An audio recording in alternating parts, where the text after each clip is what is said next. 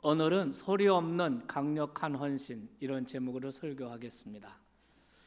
우리는 하나님께 부름받은 하나님의 신실한 청지기들입니다.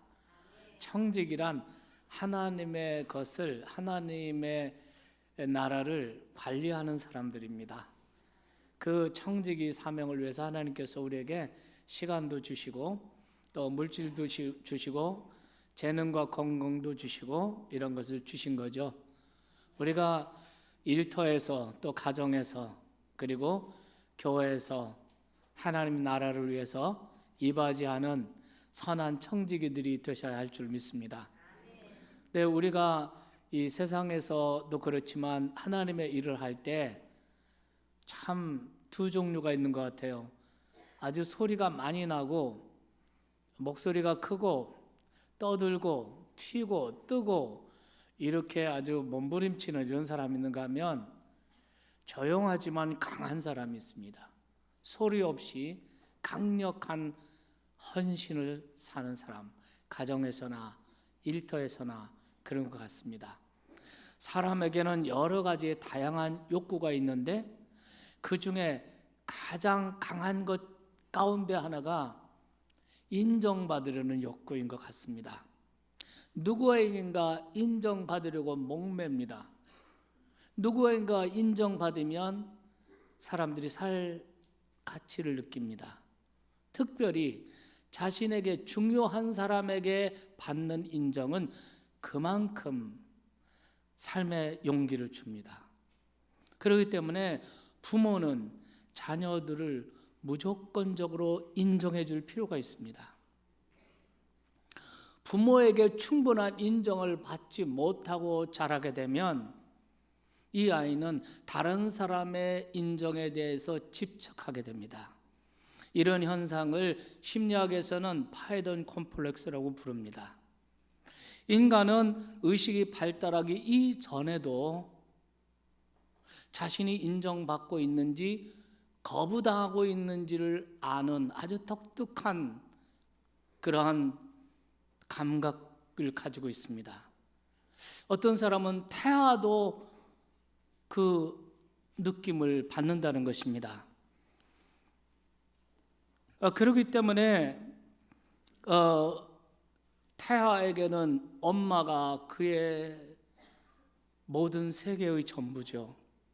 그런데 태중에 있을 때 엄마에게 환영받지 못하거나 인정받지 못한 아이는 말하자면 온 세상으로부터 거부당하는 것과 마찬가지고 그것을 태아가 느낀다는 것입니다. 그리고 그 태아가 태어나면 보통보다 자존감이 깨지거나 자존감이 낮을 수가 있다는 것이죠. 그렇기 때문에 어떤 경우에도 원치 않는 임신을 혹한다 할지라도 새 생명에 대해서는 무조건 환영하고 사랑하고 인정해 주어야 하는 것입니다. 임신했을 때만이 아니에요.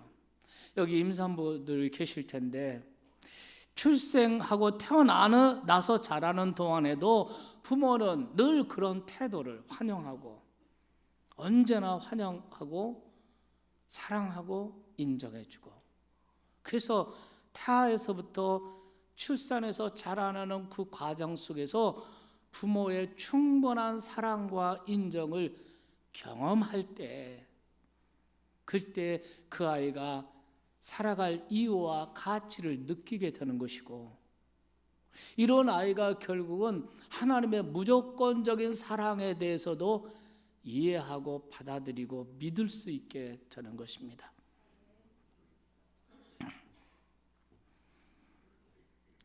부모의 가장 우선적인 책임은 자라나는 자녀들이 살아야 할 이유와 가치를 느끼게 만들어주는 것입니다. 요즘 부모들 중에서는 환경, 물질, 지식 이런 것을 중요하게 생각하지만 그것보다 더 근본적이고 더 중요한 것은 아이의 존재 자체를 받아주고 사랑해주고 인정해주는 것입니다. 이것이 정말 필요합니다. 여러분은 여러분의 자녀가 어느 연령대에 있는지 각기 다르실 겁니다. 청소년 아이들도 있고 청년 아이들도 있고 어린 아이들도 있고 있을 겁니다. 여러분에게 묻고 싶습니다. 아니, 여러분 스스로에게 자문해 보세요. 나는 내 아이를 얼마나 환영해주고 인정해주고 사랑해주는가?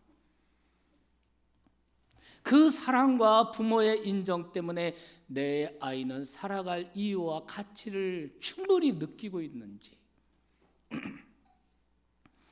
어쨌든 자식은 부모의 인정을 받으면서 부모를 뛰어넘습니다. 나이가 아무리 들어도 부모님의 인정은 자식에게 중요하죠. 하지만 나이가 들면서 점점 머리가 커지면서 그 무게 중심이 이동하는 것을 볼 수가 있습니다. 그래서 부모님의 인정을 대신할 만한 다른 인정을 구하게 되죠.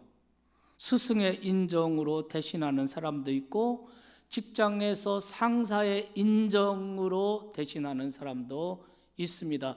어떤 사람은 대중의 인기로 그것을 대신하기도 하고 선배나 친구들의 인정으로 부모의 인정을 대신하기도 합니다. 사실 어찌 보면 인간은 죽을 때까지 인정을 구하며 산다고 할 수 있습니다.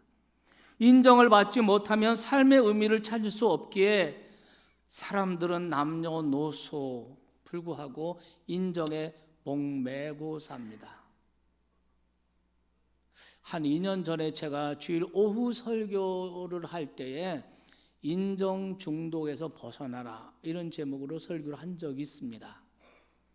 정말 인정 중독에 걸린 사람들이 참 많이 있습니다. 인정을 받는 것에 대한 우리의 욕구는 마치 바다가 없는 구멍과 같아서 아무리 받아도 만족하지 않습니다. 그렇기 때문에 인정의 욕구는 우리를 만족시킬 가능성보다 좌절하고 비참하게 만들 가능성이 더 큽니다. 특별히 사람에게서 받는 인정이라는 것이 믿을 수가 없기 때문에 그렇습니다. 그래서 때로 스스로 목숨을 포기하는 사람도 되고 때로 어떤 사람은 되는 대로 살기도 하고 때로는 어떤 사람들은 묻지마 범죄를 행하는 사람들도 있습니다. 참 안타깝습니다. 가면 갈수록 사람들이 인정 중독에 매여 살고 있습니다. 그런 경향이 강해집니다. 그런데 여러분 아십니까? 이 질기고도 질긴 인정의 욕구는 인간이 하나님을 떠난 데서 오는 증상이라는 사실을 아십니까? 사실 알고 보면 피조물인 우리 인간에게는 나를 낳은 부모보다 피조물인 인간에게는 하나님이 더 가깝고 더 중요한 존재입니다. 우리가 어릴 때는 부모가 세상의 전부죠. 하지만 하나님을 만나고 나면 그분이야말로 세상의 전부임을 깨닫습니다. 그렇기 때문에 그분으로부터 인정을 받으면 더 이상 사람에게서 인정을 구할 이유가 없어집니다. 하나님에게서 받는 인정과 사랑을 느끼면 파이돈 콤플렉스도 치유될 수가 있습니다. 오늘 우리는 이사야 42장 1절부터 4절 말씀까지를 읽었습니다. 여기서 우리는 하나님의 인정을 받고 산 한 사람을 보게 됩니다. 1절 말씀에 이렇게 하나님의 인정을 묘사하고 있습니다. 내가 붙드는 나의 종, 내 마음에 기뻐하는 자, 내가 택한 사람을 보라. 내가 나의 영을 그에게 주었은즉 그가 이방의 정의를 베풀리라. 이렇게 말씀하고 있습니다. 마치 아주 자랑스럽게 누구를 소개하듯이 하나님께서는 자랑스럽게 당신의 종을 소개하고 있습니다.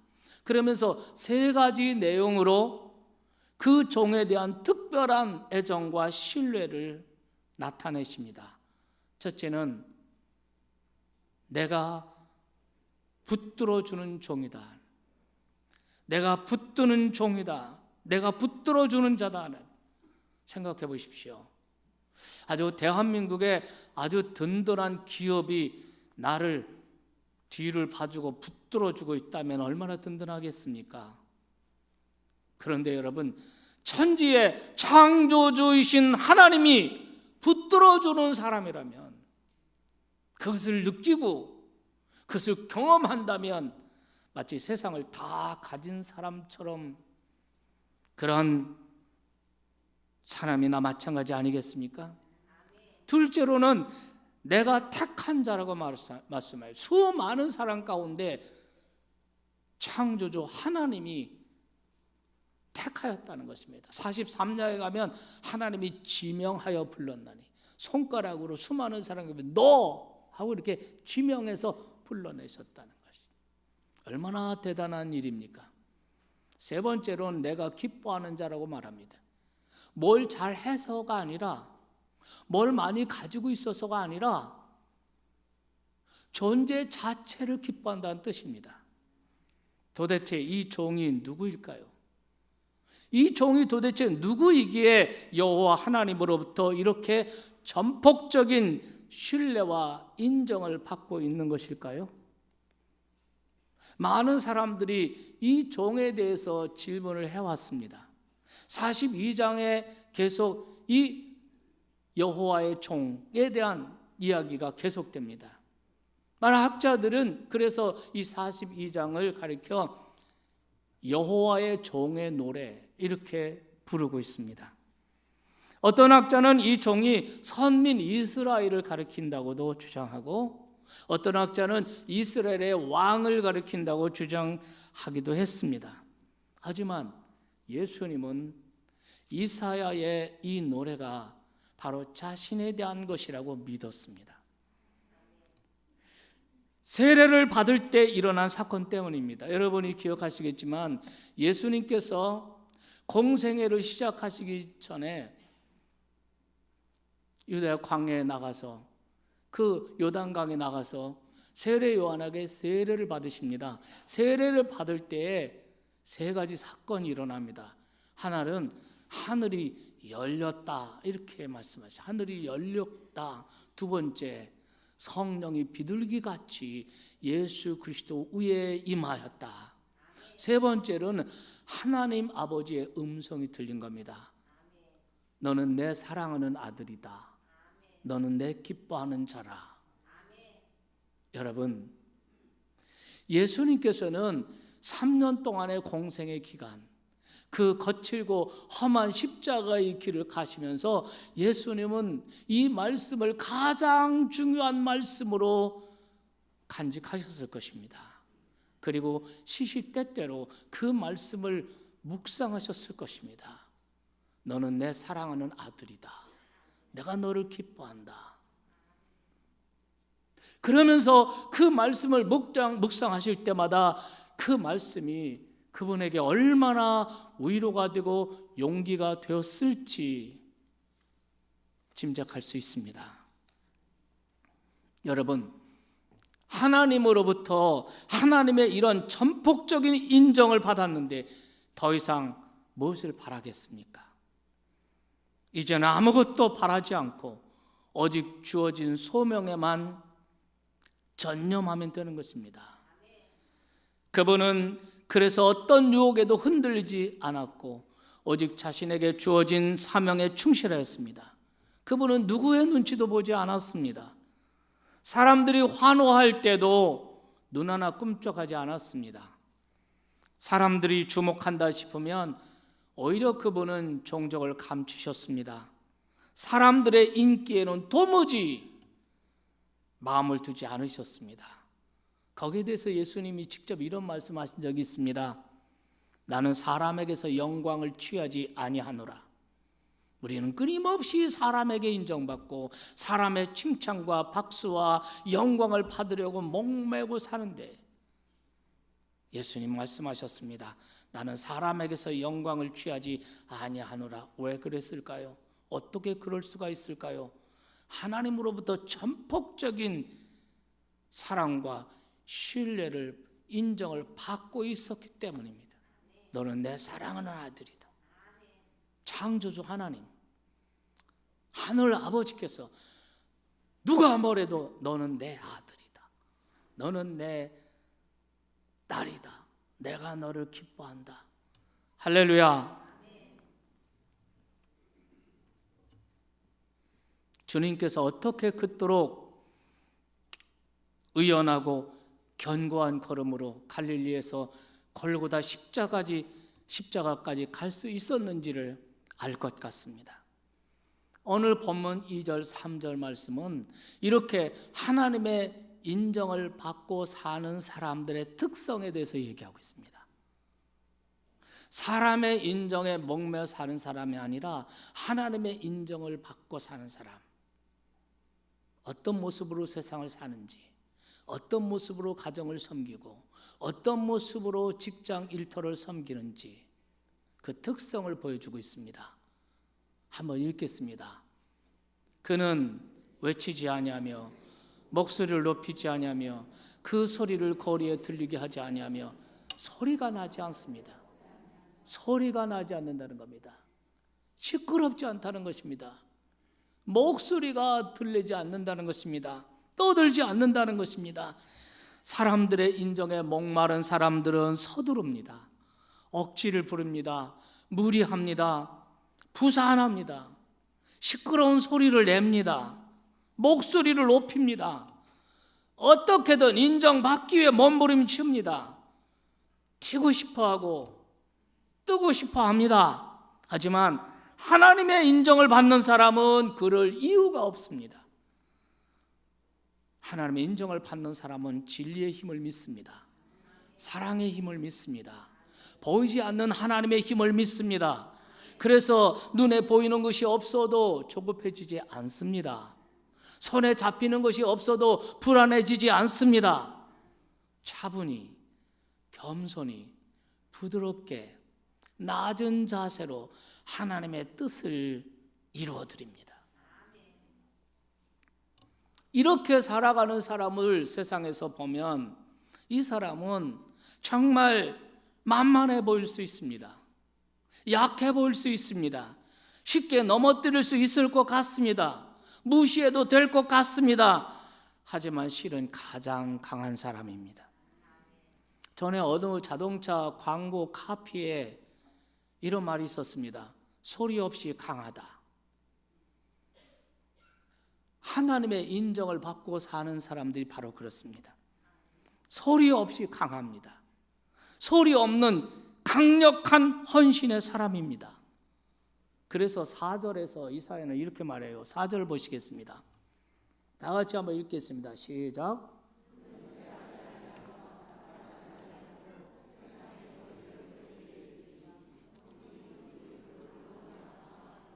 그렇죠. 하나님의 인정을 받는 사람들은 이길 것 같고 쉽게 무너질 것 같은데 실은 강한 사람이에요. 소리가 없는데 강해요. 네. 사람들의 인정에 목마른 사람들은 소리가 큽니다. 대단해 보입니다. 뭔가 할 것 같아 보입니다. 남보다 빠를 것 같습니다. 강해 보입니다. 하지만 사실은 정반대입니다. 그들은 쉽게 지칩니다. 결과로 인해 쉽게 낙담합니다. 쉽게 포기합니다. 가령 여러분, 스스로 목숨을 포기하는 사람 대부분 이런 사람들입니다. 사람의 인정에 목매고 사는 사람입니다. 반면 하나님의 인정을 받고 사는 사람들은 결코 지치지 않아요. 낙담하지 않습니다. 포기하지 않습니다. 그것이 예수님의 삶 속에서 증명되었습니다. 여러분은 어떻게 사십니까? 혹시 사람들의 인정을 받기 위해 끊임없이 두리번거리며 살고 있는 것은 아닙니까? 혹시 채워지지 않는 인정의 욕구 때문에 끊임없이 불안감을 느끼고 시달리고 계시지는 않습니까? 혹은 채워지지 않는 인정의 욕구에 시달리다 지쳐 이제는 자기 스스로 갇힌 완고한 고집쟁이가 된 것은 아닙니까? 우리는 예수님처럼 살 수는 없을까요? 그분처럼 하나님에게 인정을 받고 아무것도 매이지 아니하고 하나님의 인정 그것으로 말미암아 아무 것에도 매이지 않고 주어진 소명에만 충실하게 살아갈 수는 없을까요? 더 이상 두리번거리지 않고 조급해하지 않고 그렇게 살아갈 수는 없을까요? 그거에 예수님이니까 그렇게 하셨지 우리가 하나님께 어떻게 인정을 받을 수 있겠습니까? 라고 반문하고 싶은 분이 계실지 모르겠습니다. 반은 맞고 반은 틀린 말입니다. 우리가 감히 예수님과 같이 될 수는 없겠죠. 하지만 우리도 예수님처럼 하나님의 사랑을 받고 하나님의 인정을 받을 수 있습니다. 아니, 하나님께서는 이미 나와 여러분 모두를 그렇게 사랑하셨고 그렇게 인정하셨습니다. 하나님은 우리를 사랑하는 자녀로 인정하셨습니다. 문제는 모르고 산다는 게 문제죠. 우리를 향한 하나님의 지극한 사랑을 믿지 못하게 하는 장벽이 하나님과 우리 사이에 서 있습니다. 그것이 바로 죄입니다. 우리는 죄 중에 태어났고 무수한 죄를 범하고 살아갑니다. 자신에게 죄가 없다고 생각한다면 두 가지 착각 중에 하나입니다. 죄에 대해서 오해하고 있거나 자신에 대해서 착각하고 있거나 둘 중에 하나입니다. 죄 없는 사람은 한 사람도 없습니다. 그런데 예수 그리스도를 주님으로 영접하고 그분의 보혈로 죄의 씻음을 받고 나면 그 죄의 장벽이 사라집니다. 하나님의 사랑받는 자녀로 회복되는 것입니다. 그렇게 되면 하나님의 자녀로서 아버지이신 하나님의 사랑을 믿어야 합니다. 예수 그리스도를 주님으로 영접한 사람은 죄의 장벽 때문에, 영접하지 않은 사람은 죄의 장벽 때문에 하나님의 사랑을 믿을 수가 없지만 예수 그리스도의 십자가의 보혈의 공로로 죄의 씻김을 받은 사람이라면 하나님의 사랑을 믿어야 합니다.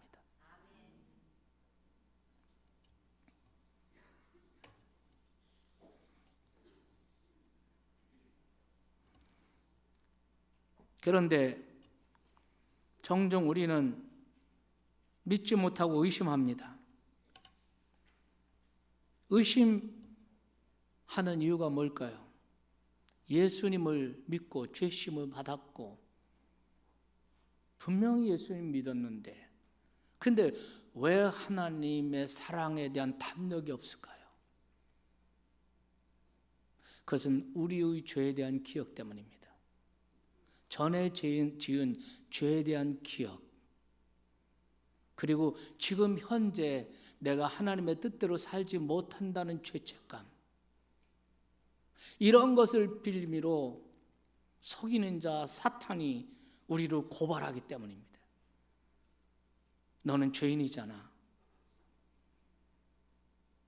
너는 현재 하나님의 뜻대로 살지 못하잖아.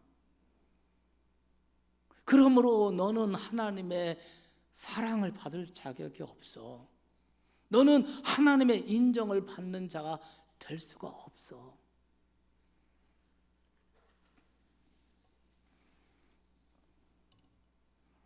이 속삭임에는 어느 정도 진실이 담겨 있습니다. 그렇기 때문에 이 거짓말에 사람들이 속아 넘어가요.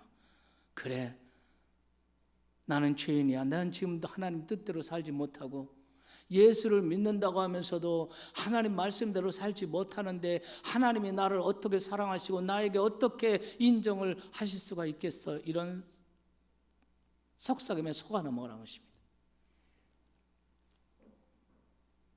하지만 그것도 절반만 진실입니다.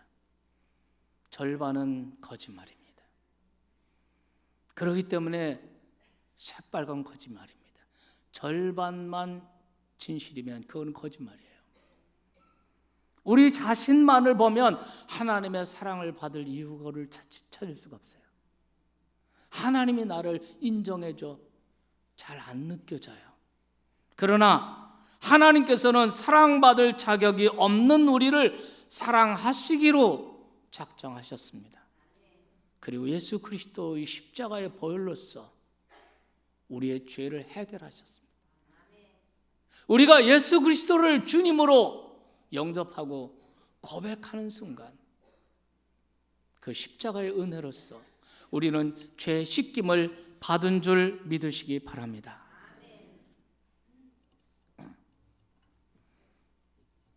그렇기 때문에 여러분, 우리가 정말 예수를 믿고 구원받았다면, 우리가 예수 그리스도를 우리 주님으로 받아들였고 내가 예수 그리스도 안에 머물고 있다면 우리는 하나님의 사랑에 대한 담력을 가질 필요가 있습니다. 불행하게도 부모로부터 무조건적인 사랑과 인정을 받아본 경험이 없는 사람은 하나님의 이 무조건적인 사랑을 이해하기도 어렵고 받아들이기도 어렵습니다. 우리 부모들이 자기 자녀들이 온전한 믿음에서 살기를 원하지만 자녀들의 믿음을 위해서 내가 해줘야 할 것이 무엇인지에 대해서는 무지합니다. 자녀의 믿음을 위해서 부모가 해줄 수 있고 또한 해주어야 하는 가장 중요한 일은 무조건적인 사랑을 경험하게 만들어줍니다. 무조건적으로 자녀를 인정해주고 믿어주고 10번을 속아도 전폭적으로 믿어주고 전폭적으로 인정해주면 이 아이가 하나님의 전폭적인 사랑과 인정을 이해하게 돼요. 자녀들은 부모를 통해서 하나님을 이해하게 돼요. 아버지가 싫은, 아버지가 지긋지긋하면 하나님 아버지, 아버지의 사랑 전혀 머리로는 알겠는데 마음으로 느껴지지가 않는 것입니다.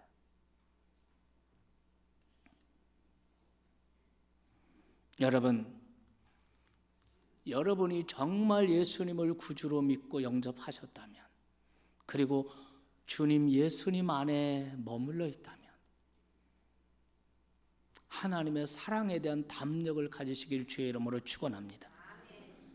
이 대목에서 생각나는 사람이 있습니다. 바울 사도입니다. 로마서 전반부는 바울 사도가 하나님의 사랑에 대해서 설명합니다. 그리고 그 전반부의 마지막 이 8장 마지막 부분에 보면 이렇게 결론을 짓고 있습니다. 누가 우리를 그리스도의 사랑에서 끊으리요? 환난이나 곤고나 박해나 기근이나 적신이나 위험이나 칼이랴. 내가 확신하노니 다른 어떤 피조물이라도 우리를 우리 주 그리스도 예수 안에 있는 하나님의 사랑에서 끊을 수 없으리라. 얼마나 대단한 사랑의 담력입니까? 그는 이 사랑의 담력을 가지고 박해를 받고 순교를 하고 그럴 수 있었던 것입니다. 아직 예수님을 구주와 주님으로 영접하지 않으셨다면 여러 가지 면에서 불행입니다. 이 놀라운 사랑이 이미 주어졌는데 스스로 쌓은 죄의 벽 때문에 그것을 누리지 못하고 삽니다. 마치 아버지는 집 나간 아들을 다 용서하고 맞을 준비를 다 하고 있는데 정작 아들은 아버지에게 지은 죄 때문에 집 밖을 떠들고 있는 모습과 같은 것입니다. 사랑하는 여러분, 오늘 아침에 여러분의 마음의 문을 활짝 여시고 예수 그리스도를 영접하고 받아들이고 그분을 주님으로 고백하고 주님으로 인정하는 여러분이 되시기를 진심으로 기원합니다.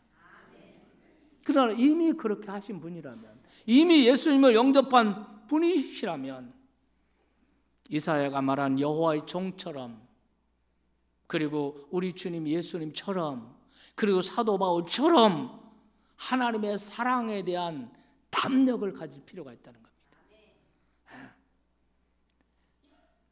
하나님의 사랑에 대한 담력을 가지면 우리가 사는 모습이 달라집니다.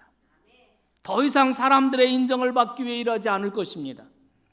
사람들의 칭찬과 인정을 받는 것이 목적이 아니라 하나님의 뜻을 이루는 것을 목적으로 삼을 것입니다. 하나님의 사랑과 하나님의 인정을 받았으므로 우리는 사람에게서 인정을 구할 이유가 없어요. 그래서 우리도 겸손하게, 온유하게, 부드럽게, 침착하게, 조용히, 소리 없이 일터에서, 가정에서, 교회 공동체 안에서 섬길 수가 있습니다. 사람들이 알아주지 않는다고 해서 속상해하지 않습니다. 사람들이 칭찬하지 않는다고 해서 흔들리지 않습니다. 목소리 내지 않습니다. 조용히, 소리 없이 강하게 하나님의 나라를 읽어가는 하나님의 종들이 다 되시기를 축원합니다. 그렇게 교회 안에서 살아가는 모습, 그렇게 세상 가운데 살아가는 모습을 보면 약해 보일 수 있습니다. 그러나 그거는 보기에 그런 것이지 실은 진실로 강하고 결코 포기하지 않으며 탈진되거나 지치지 않습니다. 그리고 모든 것을 다 이루고 나서 조용히 뒤로 물러가서 저는 제 소임을 다했을 뿐입니다 라고 고개를 숙일 수 있습니다. 올 한 해 동안 주님의 몸이신 참좋은 교회가 주님으로부터 위임받은 선교적 사명을 다하기 위해서 이 교회 소속한 저와 여러분 모두가 주님께 대한 헌신을 새롭게 다짐할 필요가 있습니다. 하나님께서 여러분의 일터와 여러분의 가정과 그리고 이 대한민국 안에 하나님이 신실한 청직으로 불러주신 저와 여러분이 오늘 주신 말씀 이사야가 말한 여호와의 종의 모습처럼 소리 없이 강한 헌신으로 하나님의 소명을 이루어가는 저와 여러분이 되기를 주님의 이름으로 축복합니다. 그러기 위해서 가장 중요한 것이 사랑에 대한 담력이에요. 예수 그리스도 안에서 우리에게 드러난 하나님의 사랑을 확인하는 것이 필요합니다.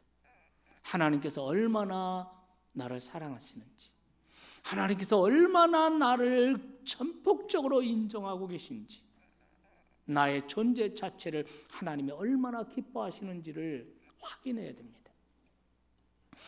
그런 의미에서 1절 말씀을 다시 한번 보시겠습니다. 1절 말씀은 올 한 해 신실한 청직으로 부름받은 저와 여러분에게 주시는 말씀으로 받으세요. 이것을 누구에게 하는 말씀이 아니라 하나님이 여러분에게 하시는 말씀이에요. 내가 붙드는 나의 종, 내 마음에 기뻐하는 자, 곧 내가 택한 사람을 보라. 내가 나의 영을 성령을 그에게 부어주었은즉 그가 이방에 나가 정의를 베풀리라. 믿습니까? 우리의 모든 섬김과 헌신, 일터에서 직장에서 섬기는 거든 가정에서 섬기는 거든 교회 안에서 하는 것이든 우리의 섬김과 모든 헌신은 우리가 하나님에게서 받은 이 인정과 사랑에서 흘러나와야, 여기서 흘러나와야만 그 섬김과 봉사의 좋은 열매가 맺혀지는 것이고, 이 사랑에서 흘러나오는 섬김과 봉사를 할 때야만이 소리 없이 강력한 헌신을 통해 주님의 교회와 주님의 나라를 위해 이바지할 수 있게 되는 줄 믿으시기 바랍니다. 부디 주님의 사랑에 대한 든든한 믿음 안에서 올 한 해 소명을 완주하는 저와 여러분 되기를 주님의 이름으로 축복합니다.